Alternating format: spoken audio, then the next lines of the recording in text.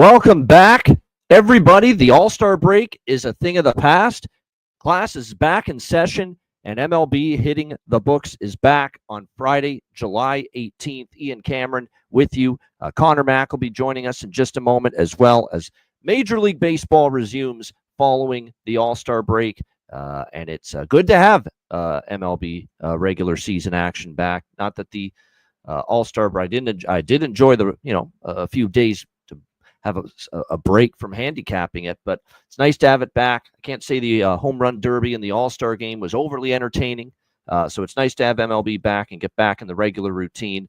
I will put out a disclaimer for everybody right before we begin that this is a tread lightly betting card for me. And it always is this first day following the All-Star break. There's a lot of randomness. There's a lot of variance. There's a lot of that crapshoot mentality coming out of the break. Pitchers that are not pitching on their regular 5 days of rest across the board. You don't know which hitters deal with the break better than others, who can come out of the break swinging the bat well. Sometimes you have a break like this, and it's not good for a hitter. It takes you out of rhythm. So all of this provides a little bit more randomness in the results. It's just, for me at least, I prefer to tread lightly coming out of the All-Star break. I'm not saying anyone listening and watching needs to do the same, but it's just the approach that I prefer to take coming out of the All-Star break. So all the bets are smaller in scale, smaller in size, and it's just a personal decision year in and year out to go that way coming out of the All-Star break. So with that in mind, though, there are still some good spots on the board. We did start off with a winner. I took the Cubs. I thought it was a great spot to fade the Red Sox, thinking the break could disrupt the rhythm and the momentum, that great win streak they had going into the break. Now, keep in mind that win streak, some of it was against the Nationals and the Rockies and the White Sox, not exactly very good teams. I know they swept the Rays, and it was very impressive right before the All-Star break, but I did think it was a good spot earlier this afternoon to think that maybe the Boston Red Sox win streak would come to an end, and it did at the hands of the Chicago Cubs. So nice to start off the post-All-Star break betting bonanza in the win column there, taking the Cubs earlier.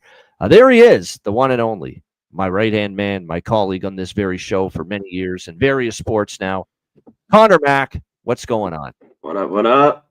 How we doing? Second half, let's get it. Yep. Not really second. Everyone calls it the second half, and I get why they do, but you played almost 100 games. Some teams have almost played. Yeah, it's always really a third, a little over a third. They always play. Same thing, NBA. NBA always goes, seems like, 65 games? Exactly. First half? Yeah. So it's it's still good. You can call it second half for sure. It's just as far as the actual number of games that have been played. Yeah, it's not like all the teams are around the 81 game mark and they got half their schedule left. Yeah, a lot of teams are closer. Yeah, I think basically they got all about 66 or something, 67. Yeah, 66, 60 to 65 to 70 games at most left. Yeah, for all these teams, depending on which team you're talking about. All right, let's get into it. It's baseball's back. White Sox and Pirates to get us going. We've got Bailey Falter, the lefty for the Pirates, and Jonathan Cannon for the White Sox. Pirates minus 160, home favorites, 8.5 the total. I actually lean under in this game because I think the Pirates, we know we don't trust their offense. Bailey Falter is one of those guys that he does usually pitch better. If you're going to trust Bailey Falter, you want to trust him at home, and he does seem to pitch better at PNC Park. And the White Sox are not a formidable offense by any stretch, so the Pirates might be able to subdue this White Sox lineup. Cannon's kind of hit or miss, but he is pitching against the Pirates, so maybe it's a chance for him to step up with a better performance.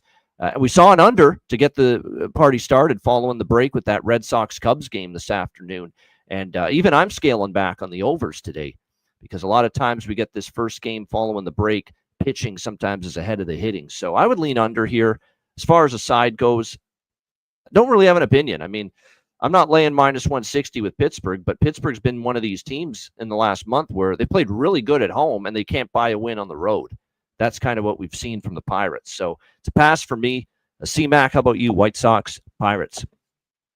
Yeah, I think it's going to be a low-scoring game. I think there's some value here with the White Sox. I just don't know. Even with Falter at this price, at home, there's just no way that the Pirates should be this summer. So I think they could be live. I know. And these lineups, again, they have Slater, and his lineup's pretty rough for the White Sox. And when you look at it, both, like you talked about, I mean, his teams are bottom 5 in all the hitting categories. And at times, White Sox went through a nice, I don't know, 10-game overrun there, like about a month ago, 3 weeks. Pirates had about a week there and went right back to their unders. And this is where you want Falter, at least. The bullpens have been okay, too, for these. So I was looking at first 5. Now, the White Sox, I think, first half basically were 20th. Pirates have been a little bit better. I think they're right around 14th or 15th. So just in case one of these guys get touched a little bit, I still think it could go under, All right, Padres Nationals, Dylan Cease, Michael Soroka, the pitching matchup, San Diego -145, road favorites, 8.5, the total in this game. Ballpark Pal, one of my trusty resources for baseball on a daily basis. They've got Nationals Park #2 as far as run enhancement based on the weather conditions. So they expect the weather to be a little bit more hitter friendly here. I did grab over 8. It's gone up to 8.5. Not to mention Cease on the road. How many times have we talked about that? I don't really trust him. Now, I know it's the Nationals. Maybe he can pitch well here, but Cease on the road does not have a very good ERA this year. He's been more susceptible away from Petco.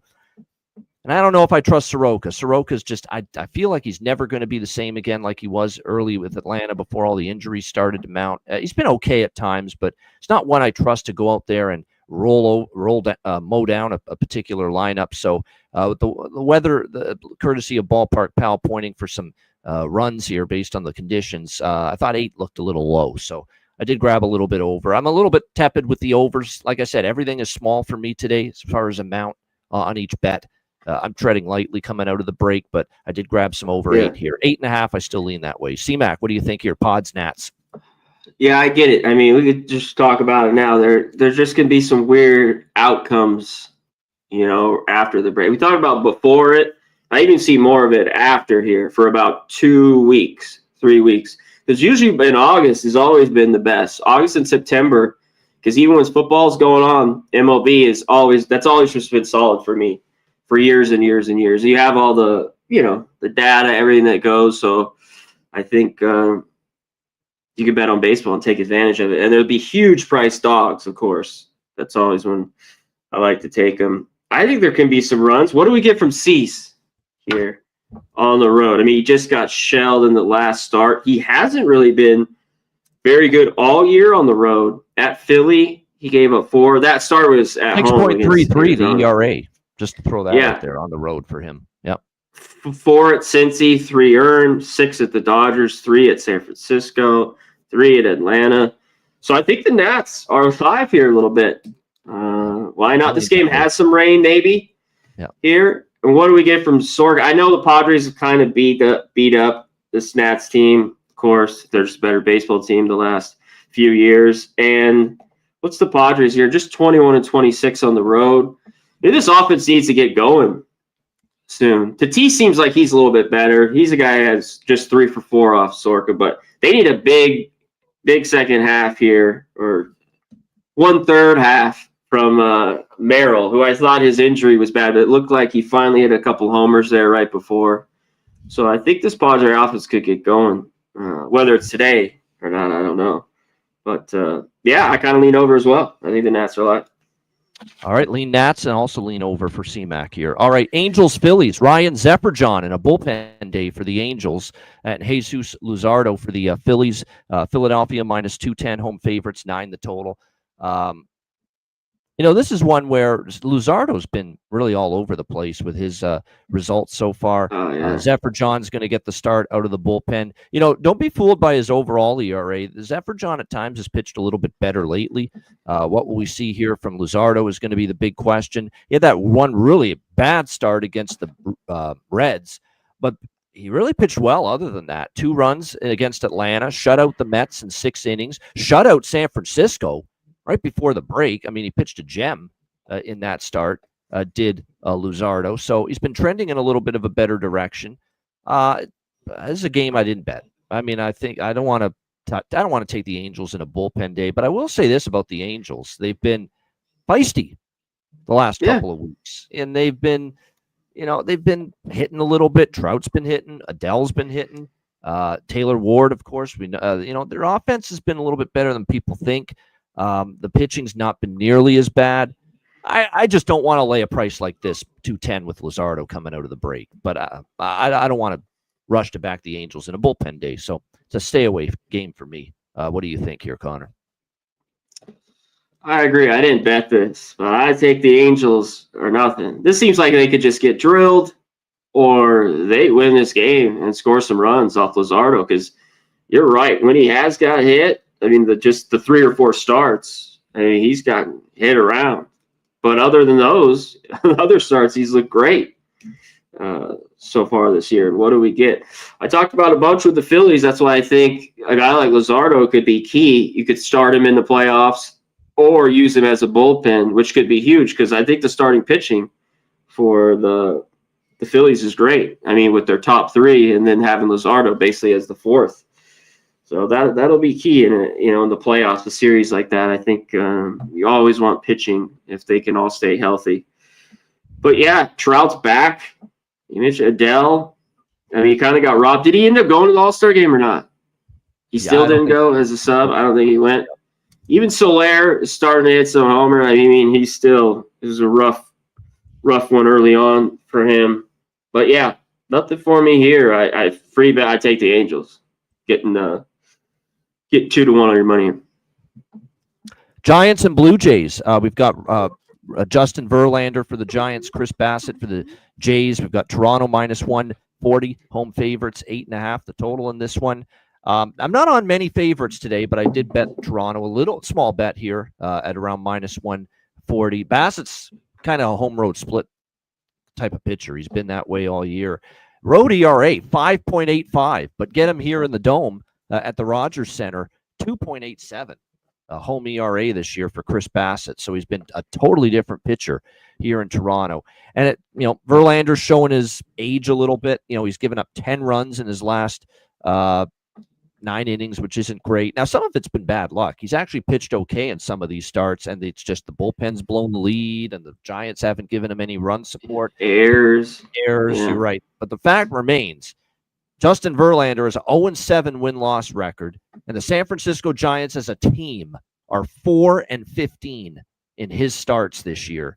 And that's not very – and not to mention the Giants are another of these teams where, at home they're pretty good, but you get them on the road and they're not – and the Blue Jays have been home warriors. I mean, they have just been just almost impossible to beat the last few weeks at Rogers Center. And now 32-16. The Toronto Blue Jays at home this year. So I laid the $140 here with Toronto tonight. C-Mac, what do you think? Yeah, I mean, Verlander, since April 20th is the last 11 starts. Have been pretty good. The one at the A's is where he gave up 6, but I mean, 1, 2, 3, 2. You talked about the luck, 2, 3. Like, you should have a win or 2 here in these starts. Even the last one. You just 6 innings, 2 runs. Can the Giants give him some run support? And what do you get in a game like this? Blue Jays were pretty hot to end the break. Verlander hasn't won a game. Like, does it continue here, or the Giants, this could be a game they could get? That's one of these days right after the first game back that I really don't want anything to do. I think, though, and Bassett's been solid at home. The record's 9-4. He's got hit a little more. But I think Springer, who was red hot before, you could look at him, had some good numbers, 6 for 16, a couple of homers. Bichette there. And on the other side, he's got to get going. Devers, they traded for him. And the rest of these guys got to get going, too. Adames started to hit a little bit, paid him a pretty good contract as well. But Lee really has fallen off the last few months. But Devers was 8 for 17 with 3 homers. Of course, seeing him all those years with the Red Sox. So if you're looking for – and he's in the 3-hole. They've been moving him around in this lineup. Like up second, they have drops in the 5th. They kind of see where they really want to keep him. He's Devers. Just put him in the 3-hole. Like, 2-hole, I guess. Just leave him there. Like, let's not fuck around here. Just let him stay in one spot. So unless he goes on one of those crazy runs where he couldn't get a hit to start the year, something wild like that. Yeah, which is always possible. There's no doubt. All right, Reds versus the Mets here. Battle of lefties. Nick Lodolo for Cincinnati and Sean Manaea making his first start since the playoffs in 2000 last year for the New York Mets. Minus 150 for the Mets, home favorites, 7.5 the total. Now, Manaea did return before the break, but it was in a relief role against Kansas City where he pitched 3.1 innings. He actually looked pretty good. But I'll be damned if I'm laying minus 150 with him in his first start, since October of last year. I got to see it first. And if you actually look at the numbers pre-All-Star break versus lefties, the Reds have the better numbers against lefties going into the All-Star break. And you know how I feel about Nick Lodolo. I think he's a very solid, capable pitcher. He went into the break pitching very well. The Reds were 4-1 in his last 5 starts, 2.28 ERA for Lodolo, his last 5 starts before the break. I took a shot here with the Reds at plus money. I think it's, I'm not ready to go out there and say, yeah, let's lay minus 150 with Manaea with his first start since October. Let's see if he's back to form before we go out and do that. C-Mac, what do you think here? Cincy and the Mets. Yeah, you have Lodolo on the mound. Of course, the ERA a little bit worse on the road. And you hit up the Reds, as streaky as they've been, have been better against lefties. Can this offense is going. I like how their lineup at least sets up with the righties that they have. Yep. So, I mean, I think good matchup for Manaea, against Manaea, I should say. Yep. Against Manaea, yeah. So that one start back, 3 1/3 that he went, he gave up 7 Ks, looked pretty good. And he looked all right in those starts in the minors. So I thought the Reds, were a little bit here, taking first 5. It's all about Lodolo. In this start, I think he could be pretty good. You know what I mean? What do we get? It's always the first day here. So he's like, what happens? The bats. I try to be cold, a little bit more underdog centric on the first day as well. I'm not looking to lay big prices the first day coming out of the All-Star break. Not interested. Yeah, I think the Reds are kind of the move just for this price. Especially first 5, they can get to Manaea some runs off him. Talked about how the Angels aren't good, but they were feisty going into the break, and they might be a team you can bet on in certain spots. I feel this way about the Athletics, and they take on the Cleveland Guardians going into this one. We've got Sears for the Athletics, JP Sears, Slade Ciccone here for the Guardians. Cleveland minus 130, home favorites, 8 the total in this game. I lean A's here personally. Ciccone's actually been pretty solid for the Guardians, but this is what I love. This is the same premise I took with the Cubs earlier today. We're fading a team that was really starting to roll going into the break, and that team was Cleveland. They swept the Astros. They won 3 of 4 against the White Sox, and now the break comes at the worst time, just as the Guardians were starting to play some very good baseball, and I worry that the break disrupts their rhythm, disrupts their momentum. Like I said, the A's were starting to play, they played some better ball going into the break themselves. Sears, he's been hit or miss, but he's been better lately. The A's have won each of his last 3 starts, and I'll say it again for the millionth time about the Guardians. I'm okay fading them as a favorite against a lefty. They're not great hitting lefties. It's been that way, most of the season for the Cleveland Guardians. So I think there's another live dog potentially. I like a look toward the A's here, and I like the element of Cleveland's red hot going into the break. Here comes the break, and wham, you lose your momentum. And we saw it with Boston. We just saw it with Boston, just this afternoon. And I worry about that here for Cleveland. So A's for me. I'm taking a shot. Plus 110. C-Mac, what do you think? Yeah, I like the under here a little bit. It's gone for 8.5. It's 8s everywhere. It's just trusting these pitchers, which was tough. All money. I could see tickets on the Guardians. Coney has been good. Yeah. Yeah, he's been good. His last, 5 or 6 starts has been solid. And the A's just a little bit different team on the road, at times when they've gone cold. And this line's, shrunk a little bit from minus 140. It's gone down, even minus 120 there. So I think they could be live as well, and the under here. And there's only 2 guys, Kwan and Ramirez. You look at he's 6 for 12.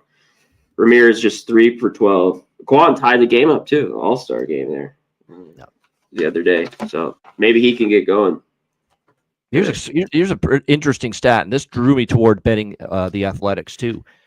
You know, the Athletics, for as bad a season as they've had, they actually have one more win on the road than the Cleveland Guardians have at home. Oh, the Athletics have 21 road wins. Cleveland's only got 20 home wins. How about that? Yeah, that's pretty. Yeah, and they lost a shit ton. I mean, they lost Yeah. 20 games in a row almost. Yeah, no doubt. That's terrible news about Marte. We'll get to that with the Diamondbacks, but holy shit, his house got, robbed. A break-in at his home. My gosh, awful stuff. All right, Kansas City and Miami. Kansas City minus 115 road favorites, 7.5 the total.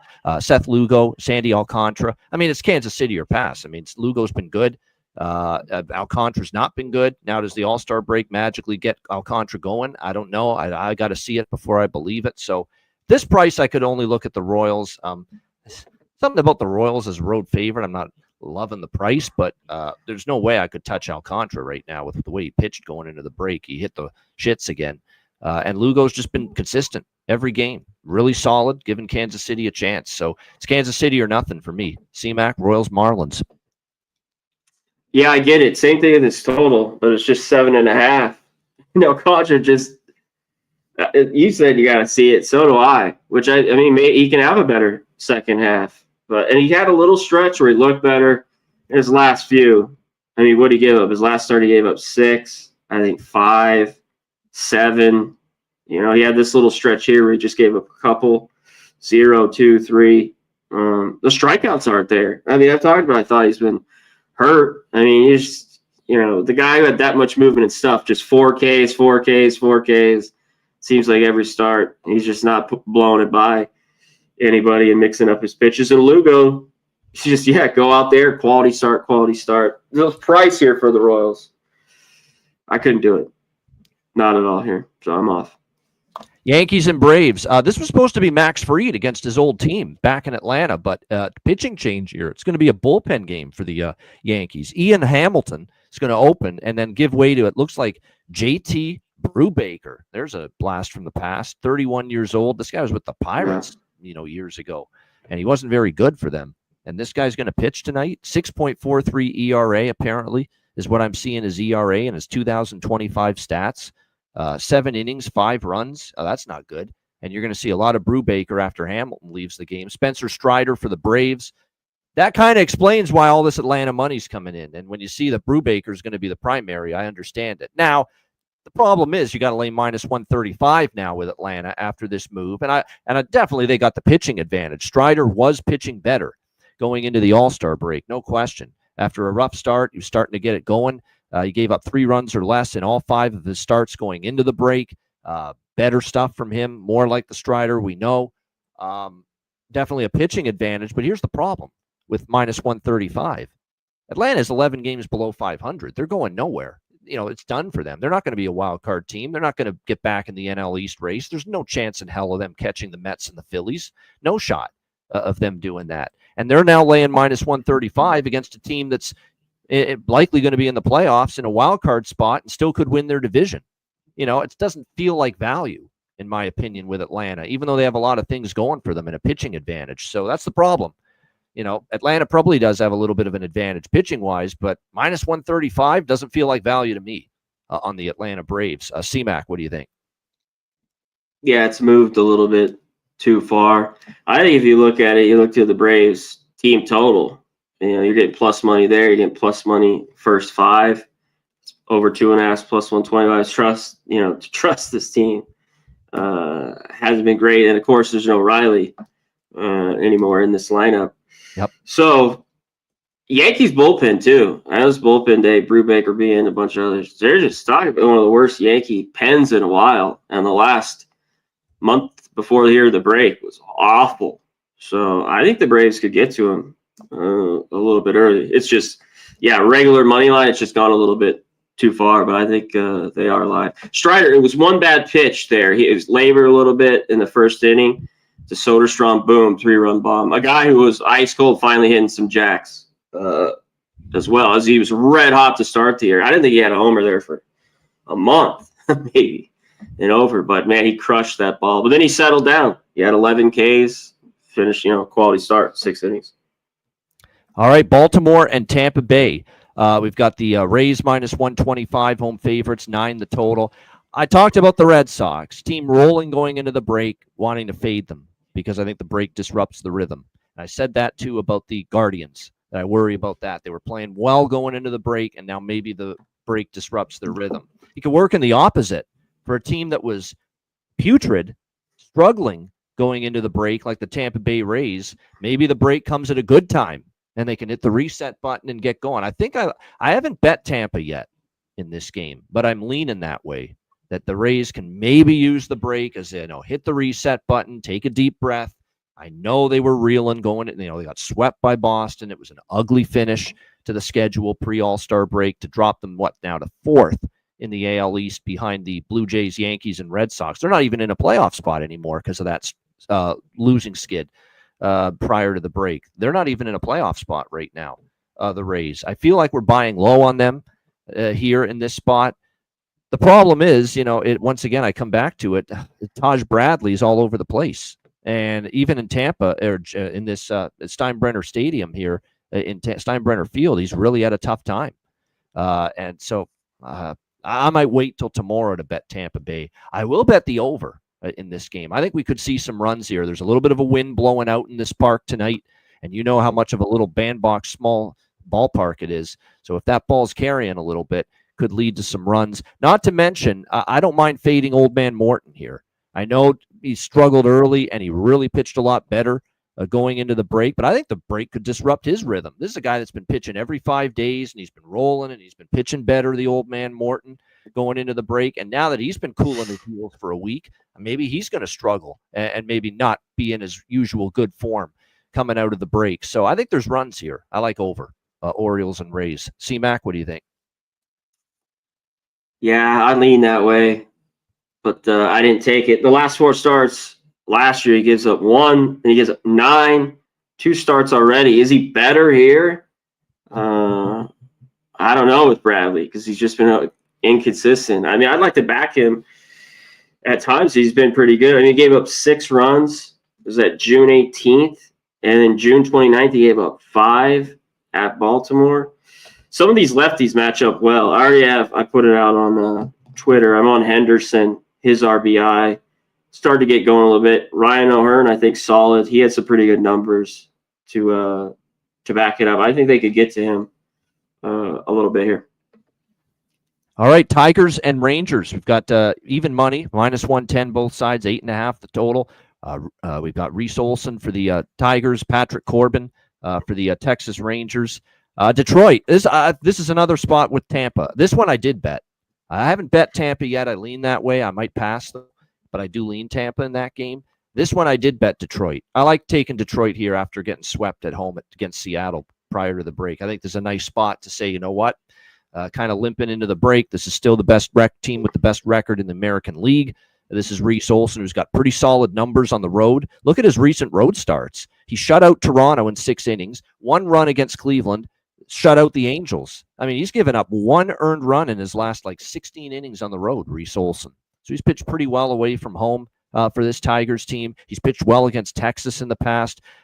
We got Corbin on the other side for the Texas Rangers. He's been obviously better than we have seen from him in the past. Make no mistake about it. But I think when you look at the advantages here, I think the Tigers could be able to do a little bit more damage against him than the Rangers against Olsen. And it's kind of that inside-outside handicap. Texas was playing good baseball going into the break. I think the break disrupts their rhythm a bit. And Detroit was struggling going into the break. And I think the break comes at a good time for them to regroup and get going. So I like the Tigers here. I'm on Detroit. C-Mac, what do you think? We'll see. They've gone from dog to favorites here with Corbin on the mound. He's been all right, this year.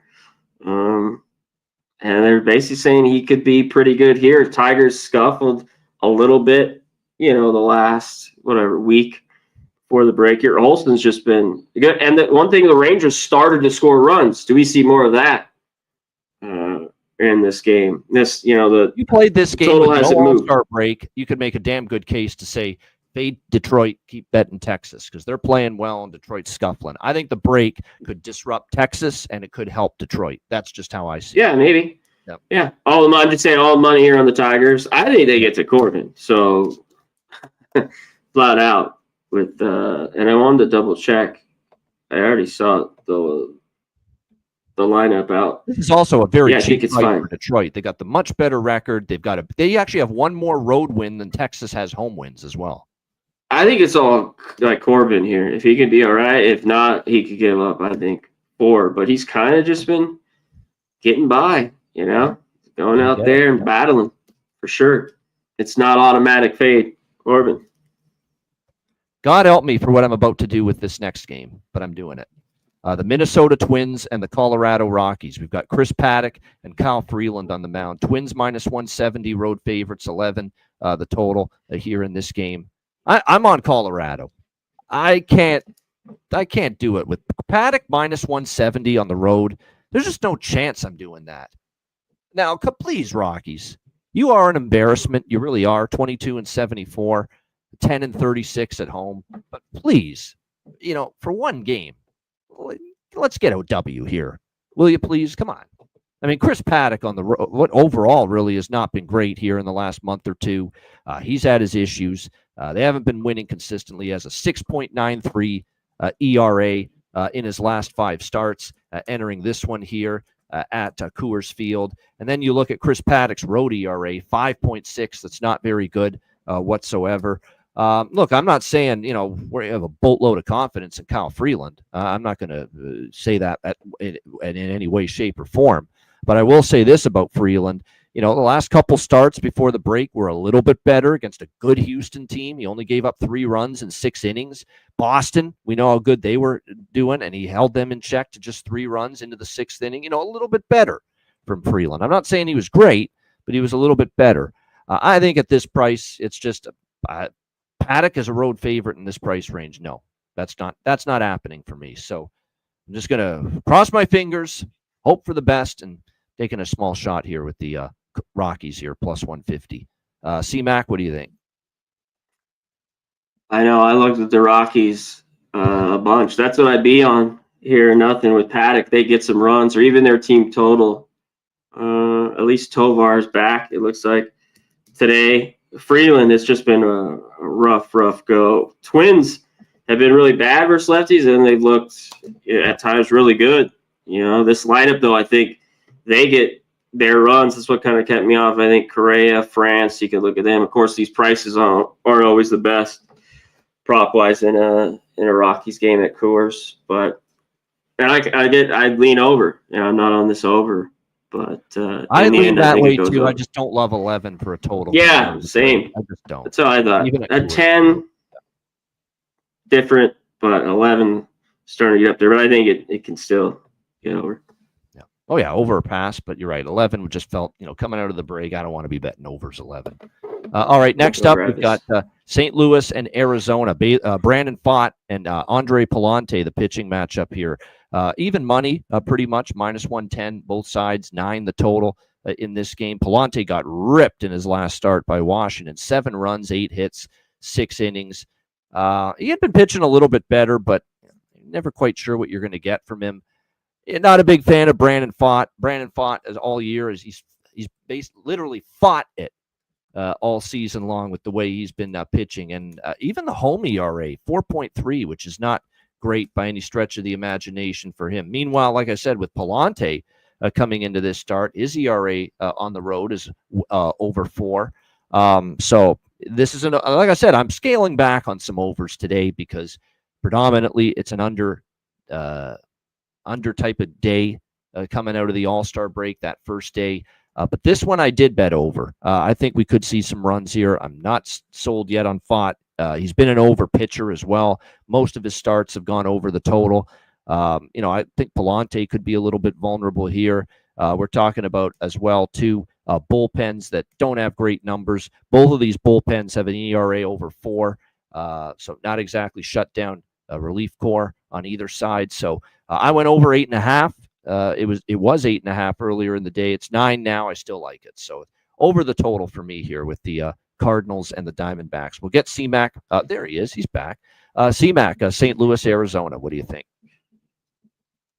Yeah, I think he can get over the 8.5. Pfaadt's a big key because I just don't trust him. He looked a little bit better in that start against the Padres. but not right now. He's more of a guy that faded the last few years. But it seems like Plante could give it up as well. But I think I think the Cardinals are alive. I think they could be live late with the bullpen, of course, with the D-backs. Now they get into FOD, so yeah, over in the Cards. All right, Brewers Dodgers, a little tricky.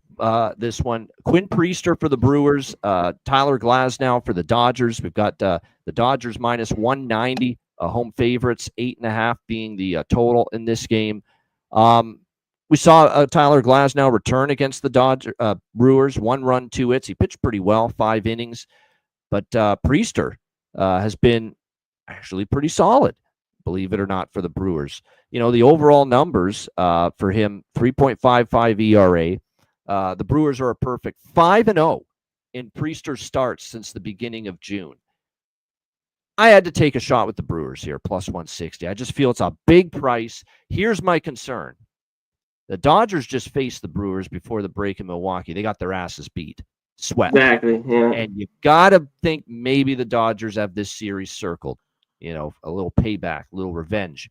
That being said, I think there is value on Milwaukee. I do. Priester's been solid. Team's been red hot. They're right there with the Cubs for the division. But you could also throw in that little handicap that I've mentioned, that team that's red hot going into the break, and the break disrupts the rhythm and momentum, and they cool off a little bit. So maybe that falls into play here for Milwaukee. But I'm getting plus 160. Like I said, there's no such thing as a big play for me tonight. But this is like everything else, is a small bet. But I did grab a little Brewers here at plus 160. That being said, I am a little leery of the fact that Dodgers got swept in Milwaukee and maybe looking for a little vengeance here. C-Mac, what do you think? Brewers Dodgers. Yeah, they've lost, I think, 5 straight, too, dating back to last year with the Brewers. I think Glasnow, he's had some pretty good numbers against this Brewers team. I like the under, but I haven't bet it. It's a nice night. The wind's blowing out a little bit here. It's not crazy, but 8-10. And it's tough because I think Priester could do all right in this game as well. But I was looking at the under, 8.5.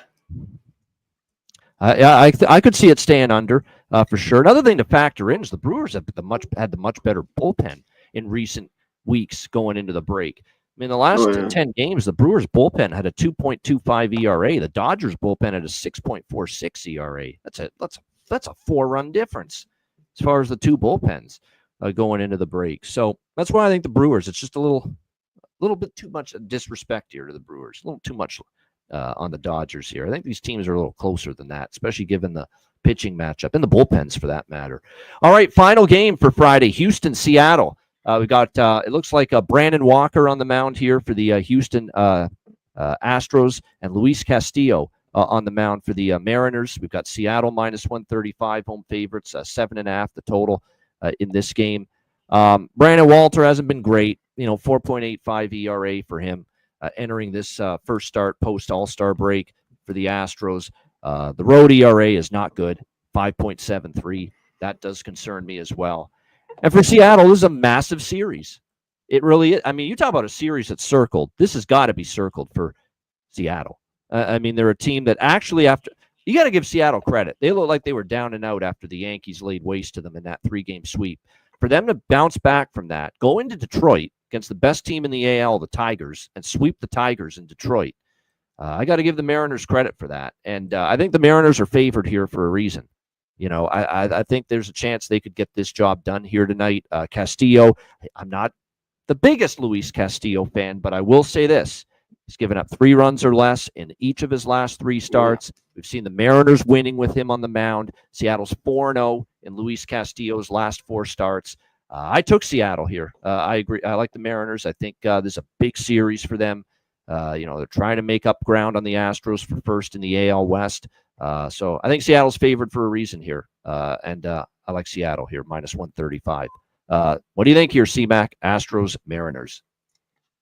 Yeah, he's been really good at home, too, as Castillo. Walter's the problem. When he's on, he can be pretty good. And when he's not, he gives it up. He gives up the fucking long ball. Like, maybe look to a few of the the Mariners. Rosarena was getting a little bit hot. Rodriguez, and of course, Raleigh, as we know, all the bombs he hits, which are not getting much of a great price. But yeah, so I can't do it. This has moved to a solid amount, up to about -135 for the Mariners. But I can't take him here. I'd be on the other. I'd look at the Astros or nothing. All right, Astros or nothing. C-Mac thinks maybe it's moved just a little bit too much. All right. Anything, Jack of the day, I got nothing. I'm passing. I hate to do this to you guys, but first, I'm not guessing what kind of rhythm. I don't know what half these hitters do to maintain, stay loose, and keep their rhythm during the All-Star break. And who knows who's going to be in rhythm, quite honestly, coming out of the All-Star break. So I'm not just treading lightly. I'm not betting any home run props tonight, and we'll get back to it next week on the show. But C-Mac, do you have anything for Jack today? Yeah, I gave out Gunnar Henderson. I'm on his RBI +170. His Jack's +450. I think you can look at I mentioned Springer earlier, 6 for 16. He was running a little bit hot there. That was about it. I mean, maybe the Cardinals, D-backs, that side, I hadn't dug into the prices because I think there's some runs in that game. We talked about it. So that one. And a little Nate Lowe might have some value against Dylan Cease. I always talk about the long ball with him. 5 for 11, 2 bombs, +650. That's it. There you go. For you Jack of the Day props. Excellent. All right. Best bet. Tread lightly. I know we do the best bet segment every day, but this is not as strong a best bet as maybe other days it often would be. So, but I do have one, and we do have the segment still. So best bet, first MLB slate, post All-Star break. Connor, Mac, we'll start with you. What do you like for best bet? I'll go side. I'll go with the total here. Because I bet it quick. White Sox, Pirates. I'm on the under 8.5, -105. Team goes off, they go off, but I got to take these offenses under. There you go. All right, I like it. Under 8.5, White Sox and Pirates for Connor Mack with best bet for this Friday. My best bet, a couple choices here that I'm mulling over. I think I will land on this Orioles-Rays over 9. I like it. I think both teams can pop the runs. Morton, I think, could be thrown off, but I think he was really in a good flow, good rhythm going into the All-Star break. I worry that he's disrupted by it. I lean Rays as well, but I think the over's the better option in that game. And Bradley is still very much hit or miss. And Baltimore was starting to hit again, at least a bit better going into the break. So let's go with that. I definitely feel better about going with a total than a side here when it comes to this post first day following the break. I consider the Blue Jays as a side best bet, but I'm going to go with the with the Orioles and Rays over 9 for my best bet here for this Friday MLB slate. Shout out to the chat. Robert Oliver Carlson, KP, Professor NF, Remos. Thank you for the kind words about the haircut. It was about time I got one. Nick Alvento, J-Main 34, Red Beard. We appreciate Craig Carlberg, and Kevin MVP, Mr. D. Everyone that's joined us in the chat, we appreciate it very much. Andrew G, Daniel Abuna, picks from Dave. Good to see you there, Dave, in the chat. Dave. Jorge Herrera, Dan Trell Frazier, hey Fletch, Brian Elfring, Timothy, hey J Stone 9, Zoe. Appreciate all you guys being here with us for our first show back. Next week, of course, MLB at this time, Monday, Tuesday, Wednesday, Friday. We'll also schedule 1, maybe 2 of our college football. Well, they won't be live shows, I should say. They'll be pre-recorded at some point, and we will post them on the Hitting the Books YouTube channel. Yeah. So stay tuned. We still got to do the ACC, the Big 12, and of course the Group of 5 conference preview shows, and we will do those in the next week or two. That's it for Connor Mack. I'm Ian Cameron. Have a great Friday night and a great weekend. Enjoy the games and good luck. And we will be back Monday, 5 p.m. Eastern, 2 p.m. Pacific, with another edition of the MLB Hitting the Books show. Until then, class dismissed.